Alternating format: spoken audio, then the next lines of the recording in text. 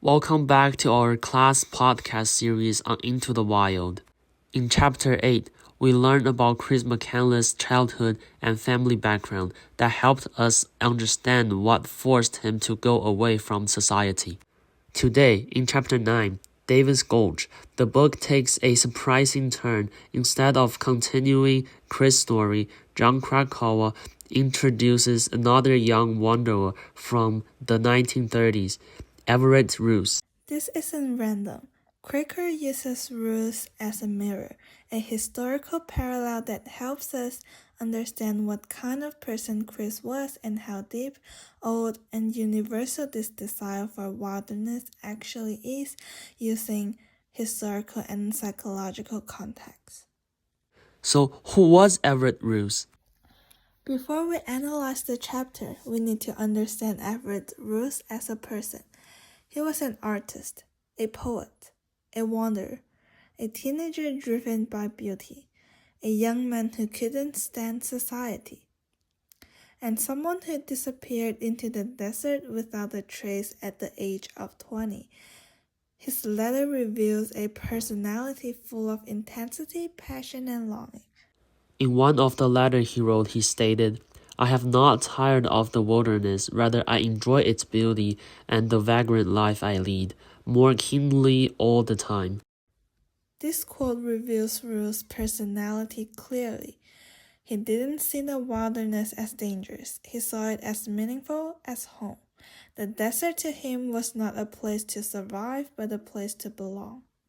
This mindset is important because it immediately reminds us of Chris McCandless.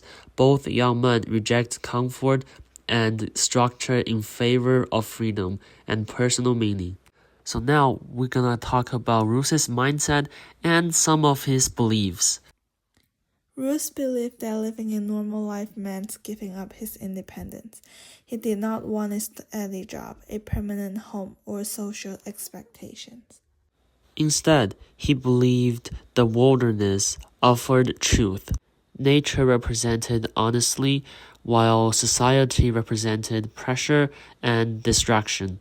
This belief system shows that Roos was not simply running away from problems, he was actively choosing what he believed was a more authentic way to live. However, this extreme mindset also limited his ability to recognize danger, something we later see clearly in Chris's story as well. At this point, it's helpful to consider another perspective. I'm going to interview a classmate to better understand how Roos's beliefs might connect to his disappearance. Hi, Alina. I want to ask you, do you think his beliefs were mainly inspiring or were they also dangerous? I think they were both. Roos' beliefs gave his life a strong sense of purpose, but they also pushed him towards isolation. When some people believe that society only distracts and nature always tells the truth, they might stop listening to warnings or signs of danger. So, in that sense, his beliefs don't just shape how he lived, they may have shaped how his story ended.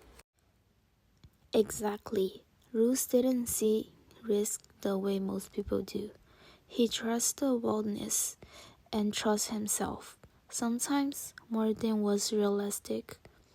That kind of mindset can lead someone to ignore preparation, avoid asking for help, or take risks they don't fully understand. Some people describe Roos as a tragic figure, someone who was simply unlucky. Do you agree with that idea? Not completely. While there was certainly an element of bad luck, this disappearance wasn't just random. His extreme independence and rejection of society create the condition for danger. The mystery happened within the life he chose. That's interesting because it changes how we view his disappearance. Instead of seeing it as a sudden accident, we start to see it as something connected to his values and choices. Yes, and that is what makes his story so powerful. We might never know exactly what happened to him, but understanding his mindset helps us understand why the mystery exists at all. And once we see that connection between belief and consequences, the next question naturally follows. So, what is the story of his disappearance? In 1934, Roos entered a remote canyon area known as Davis Gulch. He carved the words Nemo 1934 into the sandstone, and he left his burros behind, and then vanished, sad for his donkey. Nobody was found. No personal belongings were recovered. No clear cause of death was ever confirmed. The name Nemo, meaning nobody, is highly symbolic. It suggests that Ruth wanted to erase his identity, to separate himself completely from the society. Because of his mystery, Ruth became a legend. Different theories exist about his disappearance, but none can be proven, which strengthens the myth surrounding him.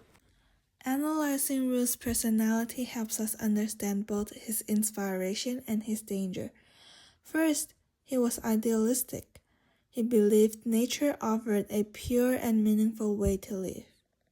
Second, he was romantic. He followed emotion and beauty instead of logic and caution. Third, he deliberately chose solitude.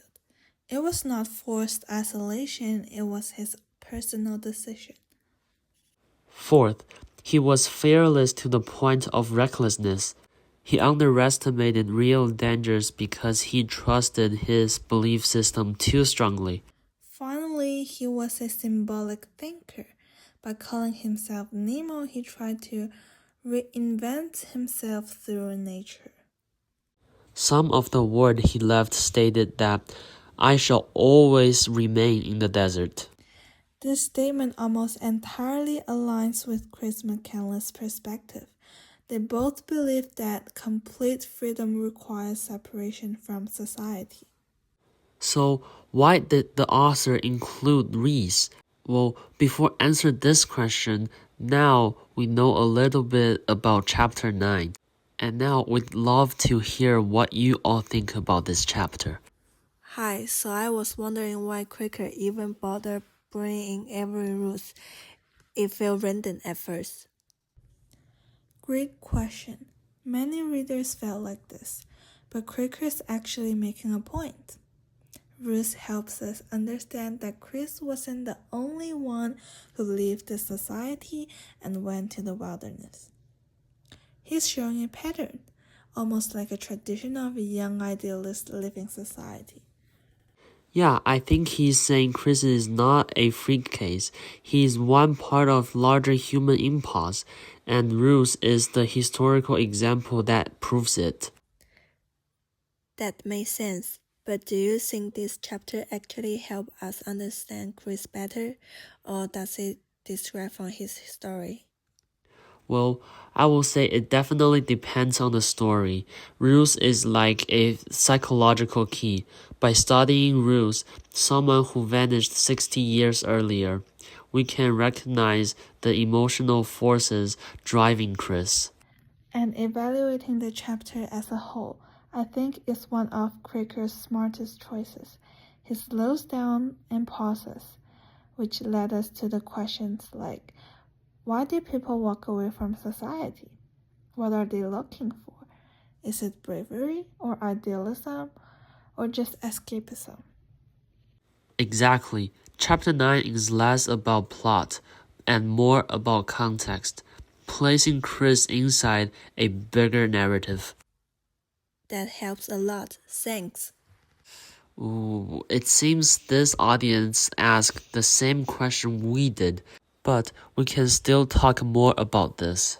It seems many people are puzzled as why Krakauer choose to write about Ruth's life. In our opinion, Krakauer includes Everett Ruth for three major reasons. First is to show that Chris McCandless was not unique.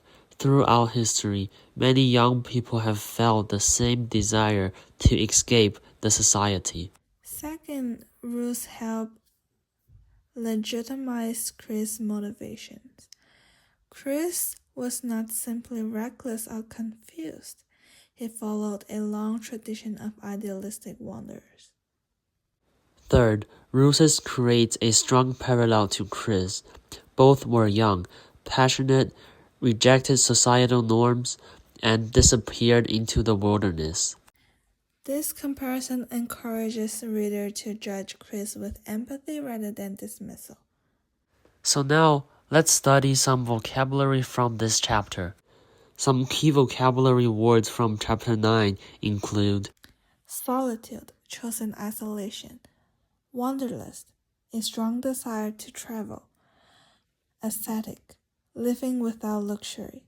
Idealism, belief in higher values. Renunciation, giving up comfort or society. These words describe both Ruth's and Chris's lifestyle and beliefs. Here is your writing assignment. Write a paragraph comparing Everett Ruth and Chris McCandless. Explain one similarity and one difference between them using evidence from chapter 9.